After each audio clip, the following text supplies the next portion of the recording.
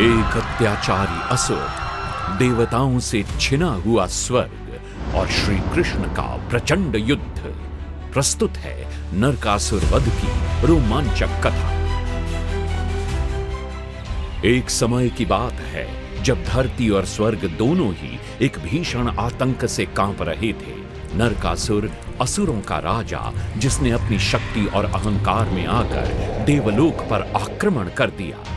उसने देवताओं से माता अदिति के दिव्य कुंडल और इंद्र का छत्र छीन लिया। और इतना ही नहीं, उसने 16,100 कन्याओं को भी बंदी बना लिया और घोषणा कर दी, अब ये सब मेरी दासियां बनेंगी, इन्हें कोई नहीं बचा सकता। हे प्रभु, इस असुर के अत्याचार से हमारी रक्षा करें। जब धरती माता और देवताओं ने श्री कृष्ण से इस अन्याय को समाप्त करने की प्रार्थना की, तब श्री कृष्ण ने प्रतिज्ञा ली, अब अधर्म का अंत निश्चित है, नरकासुर का अत्याचार समाप्त होगा। लेकिन ये कोई साधारण युद्ध नहीं था। नरकासुर का किला मायावी शक्तियों और दैत्य योद्धाओं से सुरक्षित था। जैसे ही श्री कृष्ण नरकासुर के नगर प्राग ज्योतिषपुर पहुंचे, उन्हें रोकने के लिए खड़ी थी एक विशाल सेना। मुरासुर, नरकासुर का सबसे शक्तिशाली सेनापति, दुर्जय और दैत्य योद्धाओं का भयावह दल। कृष्ण, आज तेरा अंत निश्चित है।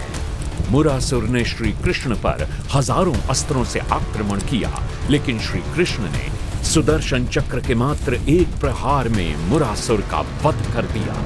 असंभव, मैं स्वयं तुम्हें मृत्यु का स्वाद चखाऊंगा कृष्ण।